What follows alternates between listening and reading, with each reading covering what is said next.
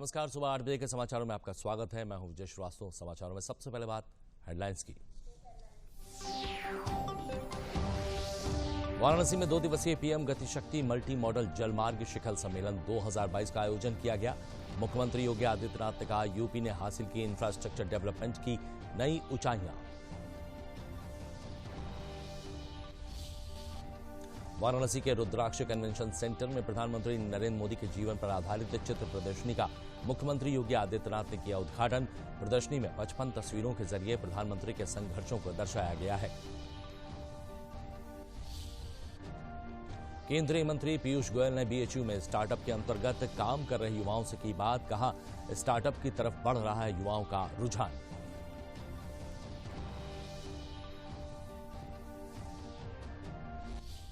और मदरसा सर्वेक्षण में पूरे प्रदेश में 8000 से ज्यादा मदरसे पाए गए गैर मान्यता प्राप्त। वक्फ और अल्पसंख्यक मामलों के मंत्री धर्मपाल सिंह ने कहा, 15 नवंबर के बाद होगा गैर पंजीकृत मदरसों का फैसला। प्रधानमंत्री नरेंद्र मोदी ने दक्षिण भारत के 4 राज्यों की 2 दिवसीय दौरे की शुरुआत कर्नाटक से की, जहां प्रधानमंत्री ने बेंगलुरु से श्रीनाथ कैंपेगौड़ा की 108 फीट ऊंची कांस्य प्रतिमा का अनावरण किया। चेन्नई मैसूरू को बेंगलुरु से जोड़ने वाले दक्षिण भारत को पहली वंदे भारत ट्रेन की सौगात दी। कैंपेगौड़ा अंतर्राष्ट्रीय एयरपोर्ट के लिए नए टर्मिनल का उद्घाटन कर यह संदेश भी दिया कि विकास के साथ सांस्कृतिक विरासत को मजबूत करना केंद्र सरकार का लक्ष्य है।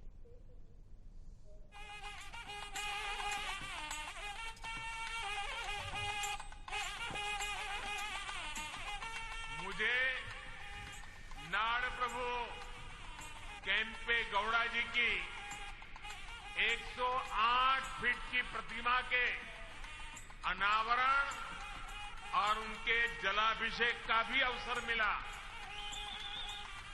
नाड़ प्रभु कैंपेगौड़ा की ये विशाल प्रतिमा हमें भविष्य के बेंगलुरु, भविष्य के भारत के लिए निरंतर समर्पित भाव से मेहनत करने की प्रेरणा देगी। नाड़ प्रभु बेंगलुरु के संस्थापक के तौर पर जाने जाते हैं। मोरासु गौड़ा के वंशज कैंपेगौड़ा 16वीं सदी के सफल प्रशासकों में से एक थे।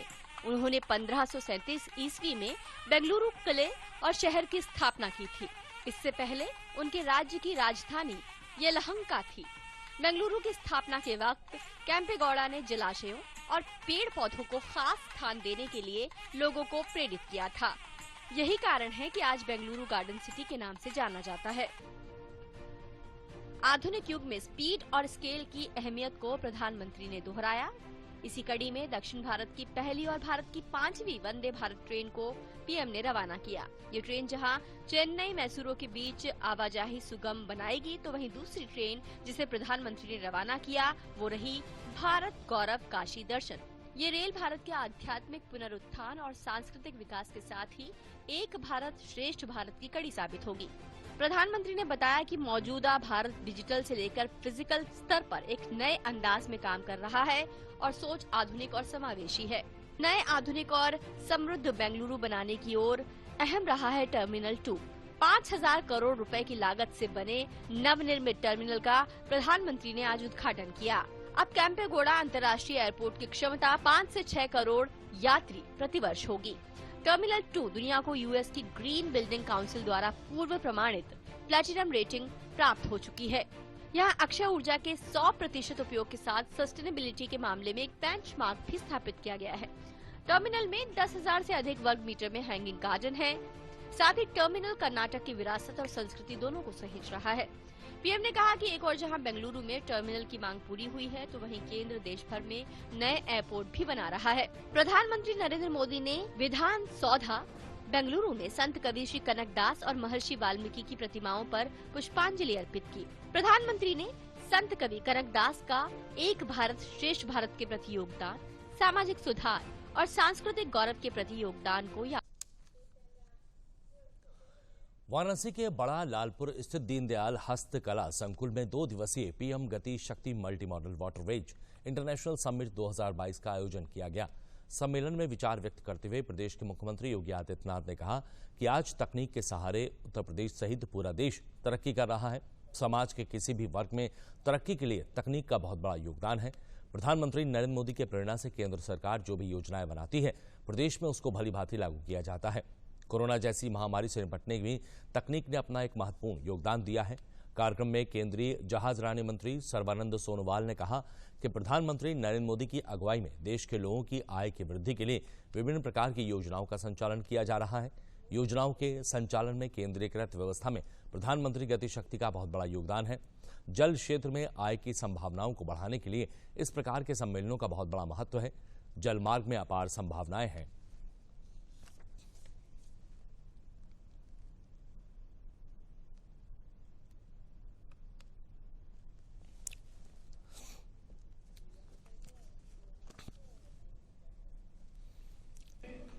पीएम गति शक्ति नेशनल मास्टर प्लान और नेशनल लॉजिस्टिक पॉलिसी दोनों कार्यक्रम में माननीय प्रधानमंत्री जी के मार्गदर्शन से पीयूष गोयल साहब ने बहुत मेहनत की है और इसके वजह से आज देश का हर प्रांत इस पॉलिसी का साथ जोड़ रहे हैं। और मेरा ये मानना है कि अलग अलग मंत्रालय को जो दायित्वभार दी गई है, हर मंत्रालय माननीय प्रधानमंत्री जी के मार्गदर्शन से आज निष्ठापूर्वक लगे हुए हैं। और उसी दिशा पर हम लोगों ने भी वाटरवेज की तरफ से भी ये 2 दिन का जो हमने बैठक बुलाया है, इस सेशन में वाटरवेज समिट कैसे हमारे जलमार्ग विकास हम कर सकते हैं। माननीय प्रधानमंत्री जी ने जलमार्ग विकास के जरिए जनता की जो क्षमता, जनता की शक्ति दोगुना बढ़ाने के लिए और उनके उपार्जन और उत्पादन शक्ति बढ़ाने के लिए, सशक्तिकरण के लिए जो हमें दिशा दी है, जो विजन दी है, उसी विजन को साकार करने में हमारा भी मंत्रालय लगे हुए हैं। उत्तर प्रदेश में एक ब्रिज बना था आज से लगभग 30 वर्ष पहले सरयू नदी में। उस पे हर वर्ष रिपेयरिंग का कार्य करना पड़ता है। ऐसे आप पटना में जाएंगे, आपको यही देखने को मिलेगा, उसका एक लेन तो हमेशा रिपेयर में रहता है। एक दिखाता कि प्लानिंग का अभाव, अगर उस समय टेक्नोलॉजी का उपयोग करते थे, कोई पीएम गतिशक्ति प्लेटफॉर्म मौजूद होता तो संभवतः ब्रिज का निर्माण कहां पे होना है और उसके कारण कार्य की क्वालिटी के साथ साथ कार्य की समयबद्धता को, टाइम बाउंड कार्य हो सके, उन सभी की दृष्टि से आज प्लेटफॉर्म बहुत उपयोगी साबित हो रहा है। और मुझे प्रसन्नता है कि विगत यद्यपि यह 1 वर्ष पहले लॉन्च हुआ है, लेकिन आदरणीय प्रधानमंत्री जी के विजन के, उनके मार्गदर्शन में और उनके नेतृत्व में उत्तर प्रदेश ने विगत 5.5 वर्ष के अंदर इंफ्रास्ट्रक्चर डेवलपमेंट में एक नया स्थान प्राप्त किया।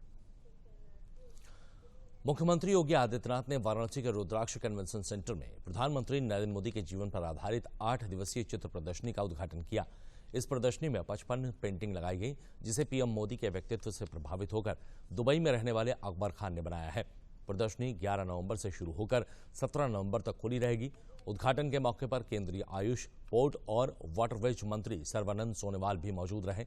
ये पेंटिंग्स गुजरात में चाय बेचने से लेकर मोदी के विश्व नेता बनने तक तथा जीएसटी, नोटबंदी, सर्जिकल स्ट्राइक जैसे कड़े कदम उठाने पर आधारित है।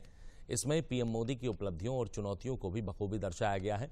प्रदर्शनी का उद्देश्य युवाओं को भारत को विश्व गुरु बनाने का सपना दिखाने वाले प्रधानमंत्री मोदी के संकल्पों से परिचित कराना है। प्रदर्शनी के उद्घाटन के अवसर पर यूपी के कैबिनेट मंत्री सूर्य प्रताप शाही, अनिल राजभर, राज्य मंत्री रविंद्र जायसवाल सहित तमाम गणमान्य लोग मौजूद रहे।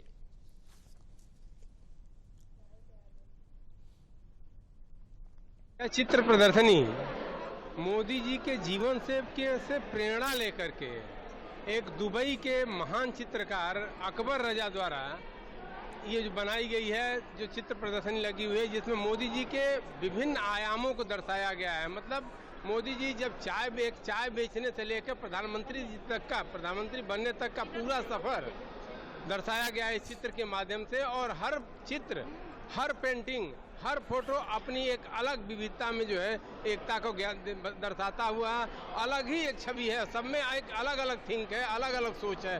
पूरे जितने चित्र यहाँ 55 चित्र लगे हुए हैं, 55 में अलग अलग उनकी जो थीम है। इस प्रदर्शनी में मोदी जी की जीवन गाथा, कैसे एक गरीबी से और चाय बेचने वाला व्यक्ति आज विश्व का सर्वमान्य नेता बनने जा रहा है। पूरे भारत में एक सर्वांगीण विकास का दौर चल रहा है। इसके पिछले चित्र में हम सब ने देखा। वाराणसी में केंद्रीय मंत्री पीयूष गोयल ने काशी हिंदू विश्वविद्यालय के अटल इंक्यूबेशन सेंटर में स्टार्टअप के अंतर्गत काम कर रहे युवाओं से बातचीत की। इस दौरान उन्होंने स्टार्टअप के द्वारा लगाए गए प्रदर्शनी का अवलोकन भी किया। इसके बाद सेंटर में महामना की प्रतिमा पर माल्यार्पण कर कार्यक्रम का शुभारंभ किया गया। इस दौरान उन्होंने अपने संबोधन में कहा कि कल तक भारत में कम पढ़े लिखे लोग व्यापार करते थे, पढ़े लिखे लोग नौकरी, लेकिन आज प्रधानमंत्री मोदी जी के द्वारा चलाई जा रही स्टार्टअप योजना से आज पढ़े लिखे युवा अपना कार्य कर रहे हैं और रोजगार के अवसर भी उपलब्ध करा रहे हैं। मीडिया से बात करते हुए उन्होंने कहा, आज प्रधानमंत्री के स्टार्टअप इंडिया विजन को लेकर जिस तरह छात्र छात्राएं आगे आ रही हैं, उसमें देश में स्टार्टअप की संख्या काफी बड़ी है। उन्होंने कहा, ये अटल इंक्यूबेशन सेंटर भी नए स्टार्टअप को तैयार करने में बड़ी भूमिका निभा रहा है। उन्होंने कहा, उत्तर प्रदेश में 7,491 स्टार्टअप इस समय रजिस्टर्ड हैं। आज प्रधानमंत्री नरेंद्र मोदी जी ने जिस प्रकार से पूरे देश में स्टार्टअप इकोसिस्टम को प्रोत्साहन दिया है, हमारे युवा युवतियों को एक प्रकार से उत्तेजित किया है कि अब सिर्फ वो जॉब सीकर नहीं है, जॉब क्रिएटर्स हैं।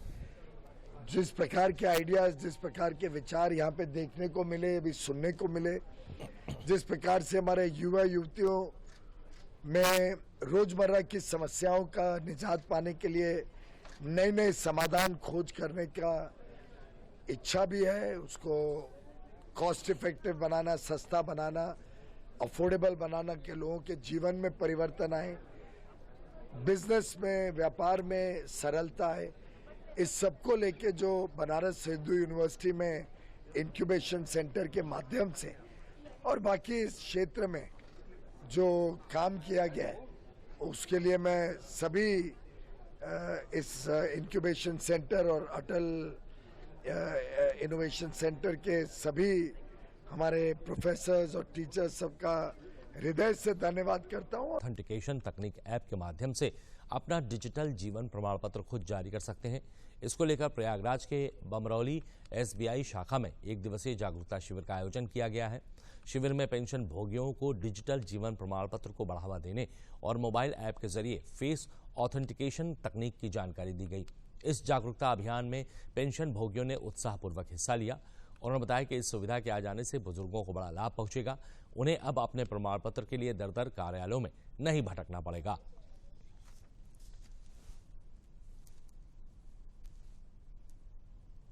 सरकार की तरफ से डिजिटली हमारे पेंशनर्स के लिए लाइफ सर्टिफिकेट को अपलोड करने के लिए एक जागरूकता अभियान है। उस जागरूकता अभियान में जितना भी हमारे पेंशनर्स हैं, वरिष्ठ नागरिक हैं, इन लोगों को कोई दिक्कत ना हो, तो इनको एक टेक्नोलॉजी से अवेयर कराया जा रहा है ताकि इनके बायोमेट्रिक से, फेस रिकग्निशन से, या इनके जो लाइफ सर्टिफिकेट हैं, जो साल भर में एक बार की एक प्रक्रिया है, उसको सिस्टम में ऑटोमेटिकली अपलोड किया जाए। ज्ञान है, इसके लिए अवेयरनेस प्रोग्राम है भारत सरकार की तरफ से कि पेंशनरों को जानकारी दी जाए कि वो स्वयं भी अपना लाइफ सर्टिफिकेट बना सकते हैं, अथवा वो लाइफ सर्टिफिकेट बनाने के लिए व्यवस्था जहां की जा रही है वहां पर अपना लाइफ सर्टिफिकेट बनवाएं। और अगर वो स्वयं बना लेंगे तो वो उनको किसी स्थान पर जाने की ज़रूरत नहीं पड़ती। उनका रहन सहन का स्तर ठीक रहेगा कि वो यात्रा न करना पड़े और वो स्वयं अपने घर बना लें। हर साल नवंबर महीने में जो पेंशनर्स हैं उनको अपना लाइफ सर्टिफिकेट देना होता है, तो उनकी ईज़ ऑफ लिविंग की तरफ एक कदम बढ़ाते हुए पिछले साल माननीय मंत्री जी ने फेस ऑथेंटिकेशन ऐप लॉन्च किया है। डिजिटल लाइफ सर्टिफिकेट से पिछले साल 20 लाख लोगों ने अपना सर्टिफिकेट बैंक में या फिर जो भी कंसर्न एजेंसी है वहाँ पर दिया हुआ है। फेस ऑथेंटिकेशन ऐप से सबसे बड़ा फ़ायदा ये है, आपकी ईज़ ऑफ लिविंग को बढ़ाते हुए आप घर बैठे अपना ये सर्टिफिकेट जनरेट कर सकते हैं। आपको किसी पर निर्भर रहने की ज़रूरत नहीं है और बहुत ही आसान प्रोसेस है। तो जो भारत सरकार ने लॉन्च किया है फेस रिकग्निशन के लिए, जो लोग इधर उधर परेशान होते हैं उन्हें कहीं जाने की आवश्यकता नहीं है। वो फेस रिकग्निशन करके एक आधार फेस आरडी एक ऐप लॉन्च हुआ है, उसके सहायता से वो लोग अपना खुद घर बैठे फेस ऑथेंटिकेशन कर सकते हैं। वो आपके आधार से लिंक हो जाता है और इसके बाद आप अपना लाइफ प्रमाण सर्टिफिकेट, जीवन प्रमाण पत्र जमा कर सकते हैं ऑनलाइन। बुलेटिन में आगे बढ़ेंगे, लेकिन उससे पहले लेंगे एक छोटा सा ब्रेक। जल्दी रिचार्ज करा। ये क्या किया? मैच तो गया। पेमेंट कैसे करेंगे? टोकनाइज कार्ड से। टोकन? हाँ, ऑनलाइन पेमेंट के लिए आरबीआई लाए हैं टोकनाइजेशन। एक बार कार्ड डिटेल्स, ओटीपी, सीवीवी डालकर टोकन जनरेट कीजिए। कार्ड भी सुरक्षित और बार बार डिटेल्स भरने की नो झंझट। वही सुविधा अधिक सुरक्षित। ऑलराउंडर हो कि मैं। आरबीआई कहता है कि जानकार बनिए, सतर्क रहिए। Institute of management studies Banaras Hindu विश्वविद्यालय में कल से 3 दिवसीय 7वें आदर्श ग्राम सम्मेलन का आयोजन किया गया। ये सम्मेलन wheels global foundation, pan IIT alumni, science for society, federation of Indian industry, federation of Indian physician association, FICCI और एआरडीओ के सहयोग से आयोजित किया गया है।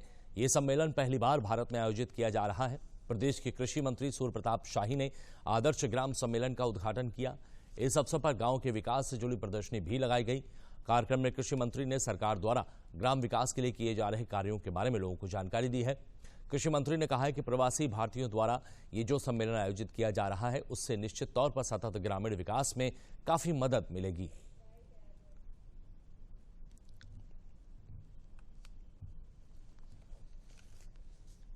देखिए, आदर्श गांव की संकल्पना के साथ अस्थायी और टिकाऊ ग्रामीण विकास हो सके और अनवरत चलता रहे, उस पर जो है वो हमारे प्रवासी भारतीयों का एक बहुत बड़ा सम्मेलन यहाँ पर आयोजित हुआ है। और उन लोगों ने विगत 6 वर्षों से अनेक मुद्दों पर जो सतत विकास के लिए आवश्यक हैं उन पर उन्होंने चर्चा किया है। उसके निष्कर्ष के साथ ग्राम एक कैसे इंटीग्रेटेड ग्रामीण विकास हो सके, उस दृष्टि से वो उनके कुछ सुझाव होंगे। राज्य सरकार उनके सुझावों का स्वागत करेगी, स्वागत के साथ साथ उनके सहयोग से गांव को विकसित करने का काम भी करेगी। देखिए, इस देश में 2/3 जो हमारी समुदाय हैं वो ग्रामीण समुदाय हैं और उनके लिए पिछले 75 साल से इतना विकास नहीं हुआ जितना हमारे शहरों में हुआ है और बड़े बड़े मेट्रोपॉलिट्स बन गए हैं।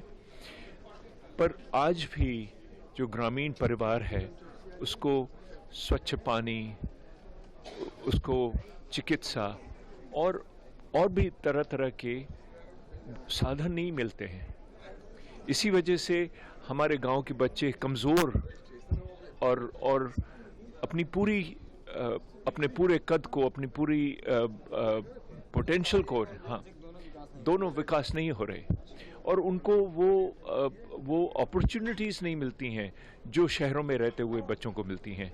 हम ये चाहते हैं कि हम सब मिलके, समाज, संस्था और सरकार, हम सब हाथ जोड़कर ग्रामीण विकास पर पूरे अपनी निष्ठा के साथ और उनको आत्मनिर्भर बनाने की कोशिश करें।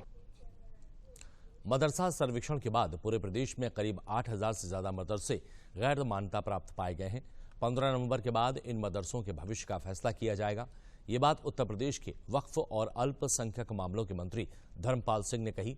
बरेली पहुंचे प्रदेश के मंत्री धर्मपाल सिंह ने जिले के आला अधिकारियों के साथ बैठक की और गौशाला में गायों के रखरखाव के लेकर निर्देश दिए। बैठक के बाद मंत्री धर्मपाल सिंह ने आयोजित प्रेस वार्ता में कहा कि 15 जिलों के सर्वेक्षण की रिपोर्ट आनी बाकी है। रिपोर्ट आने के बाद गैर मान्यता प्राप्त मदरसों के भविष्य का फैसला किया जाएगा। वहीं उन्होंने मैनपुरी से सपा नेता डिंपल यादव के चुनाव लड़ने पर कहा कि सपा उनके परिवार की पार्टी है, इसीलिए उन्हें टिकट दिया गया है। भाजपा लोकतांत्रिक पार्टी है, लोकतांत्रिक ढंग से टिकट का फैसला लिया जाएगा। भारतीय जनता पार्टी की उत्तर प्रदेश में स्थानीय निकाय नगर निकाय चुनाव की पूरी तैयारी है और हम चुनाव को पूरी तरीके से कंप्लीट कर चुके हैं लगभग और जैसे ही आरक्षण की घोषणा होगी और निश्चित रूप से भारतीय जनता पार्टी स्थानीय निकाय चुनाव में प्रचंड बहुमत से जीत पाती। प्रजातंत्र में चुनाव तो सब लड़ते ही हैं। जिस तरीके से समाजवादी पार्टी ने अपनी रणनीति बनाने का हिस्सा किया, वो डिम्पल यादव क्योंकि समाजवादी पार्टी उनकी परिवार की पार्टी है, उन्होंने टिकट उन्हें दिया तो वो अच्छा ही काम किया। लेकिन भारतीय जनता पार्टी प्रजातांत्रिक पार्टी, प्रजातांत्रिक ढंग से वहाँ कैंडिडेट भी उतारा जाएगा और भारतीय जनता पार्टी पूरी तरीके से लोकसभा चुनाव जीतने का प्रयास करके चुनाव जीतेगी। लगभग 8,500 मदरसे गैर मान्यता प्राप्त हैं। अभी 15 जिलों की सूचना जिलाधिकारियों के द्वारा आने को शेष है। जैसी ही सूचना आ जाएगी 15 नवंबर तक, इसके बाद फिर कार्रवाई। शाहजहांपुर जनपद के मेडिकल कॉलेज में एमबीबीएस छात्रों द्वारा वार्षिक खेलकूद और सांस्कृतिक कार्यक्रम उत्सल द सेलिब्रेशन का आयोजन किया गया। कार्यक्रम में प्रदेश के वित्त एवं संसदीय कार्य मंत्री सुरेश खन्ना ने विजेता छात्रों को पुरस्कार वितरित किए। इस अवसर पर मंत्री सुरेश खन्ना ने नगर क्षेत्र में स्वास्थ्य विभाग द्वारा लाए गए हेल्थ एटीएम का उद्घाटन भी किया। वित्त मंत्री ने कहा कि शिक्षा के साथ व्यायाम बच्चों की सेहत के लिए अति आवश्यक है। उन्होंने बच्चों से कहा कि उन्हें अपने देश पर गर्व होना चाहिए, जिसकी संस्कृति आज पूरा विश्व अपना रहा है। साथ ही उन्होंने कहा कि जनपद में सभी प्रकार की जांचों का लाभ हर व्यक्ति को मिल सके, इसके लिए ग्रामीण क्षेत्रों में भी हेल्थ एटीएम लगाए जाएं।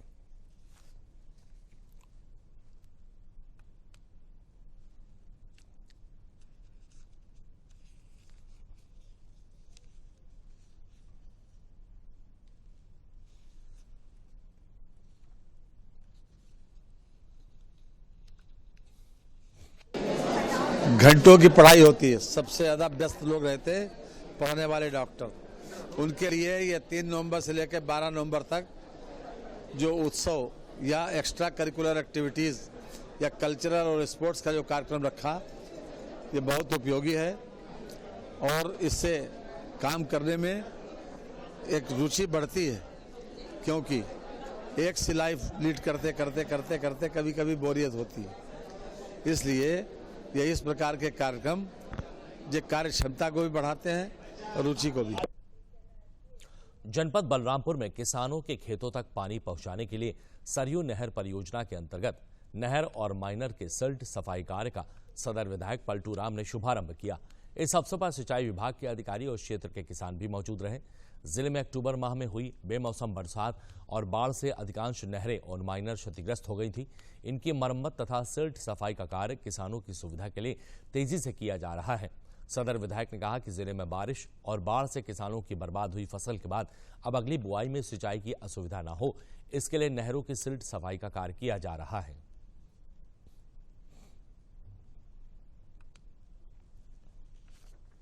सरयू नहर खंड प्रथम बलरामपुर के द्वारा अमरहवा माइनर के सिल्ट सफाई का कार्यक्रम अभी हम लोगों ने स्वयं फावड़ा चला करके सिल्ट सफाई का शुभारंभ किया है। इस सिल्ट सफाई से लगभग हमारे इस क्षेत्र के 1 दर्जन छोटे बड़े मजरों को मिला करके काफ़ी किसानों को फायदा होगा।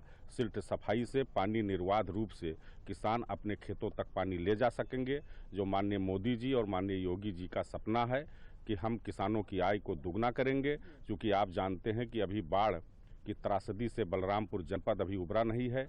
भीषण पानी आ जाने के कारण लगभग 80% किसानों की फसल नष्ट हो गई है। इसलिए अब हमारे किसान अपने खेतों में बुआई करें और कहीं सूखे की चपेट में आकर के उनका फसल बर्बाद ना हो, इसलिए समयबद्ध तरीके से हम नहरों की सिल्ट सफाई करा करके उनको खेतों तक पानी पहुंचाने का काम करें। और अब बात आकांक्षी जनपद की।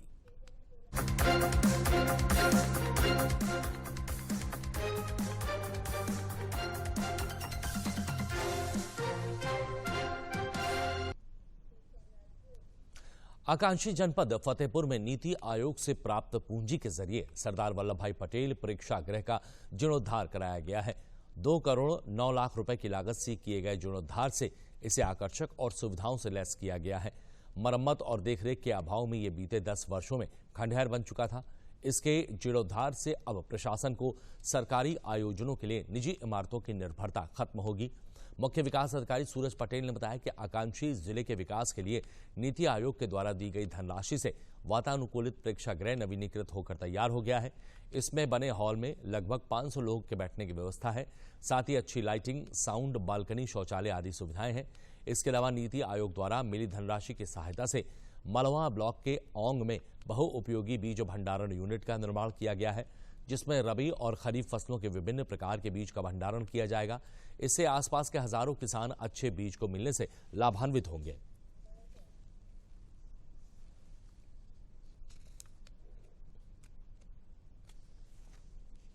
हमारे परम आदरणीय प्रधानमंत्री जी एवं परम आदरणीय माननीय मुख्यमंत्री जी की प्रेरणा एवं मार्गदर्शन से ट्रांसफॉर्म इंडिया का कॉन्सेप्ट दिया जा रहा है। उसी के तहत नीति आयोग के विभिन्न इंडिकेटर्स में फतेहपुर ने अच्छा काम किया था और उस अच्छे काम की ही अनुप्रेरणा में नीति आयोग के द्वारा हमें इंफ्रास्ट्रक्चरल करेक्शन के लिए फंड दिया गया।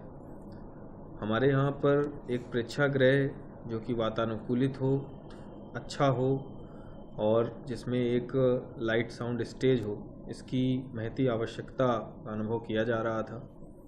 सरदार पटेल प्रेक्षागृह लगभग 2 करोड़ रुपए से ऊपर की लागत से नवीनीकृत होकर के तैयार हो गया है। इसमें लगभग 400 से 500 लोगों के बैठने की क्षमता है। इसमें एक बड़ी स्टेज है जिसमें विभिन्न प्रकार के रंगारंग कार्यक्रम किए जा सकते हैं। मथुरा में आयोजित ब्रज कार्तिक रास महोत्सव में सांसद हेमा मालिनी ने नाट्य और कान्हा अकादमी वृंदावन के कलाकारों के साथ अनूठे तरीके से महारास का प्रस्तुतिकरण कर 11 दिवसीय ब्रज रास उत्सव में 4 चांद लगा दिए। मथुरा की सांसद ने कहा कि उनकी इच्छा थी कि वो इस कार्यक्रम को प्रकृति की गोद में उसी प्रकार करें जैसे द्वापर में राधा कृष्ण ने वृंदावन में महारास किया था।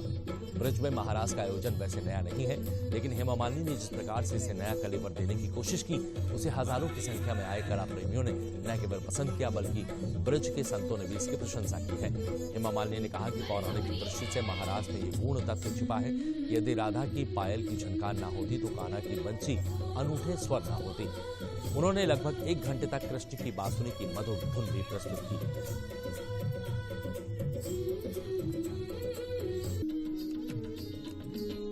और विलंब ना कर रंगने में ओ बरसाने वाली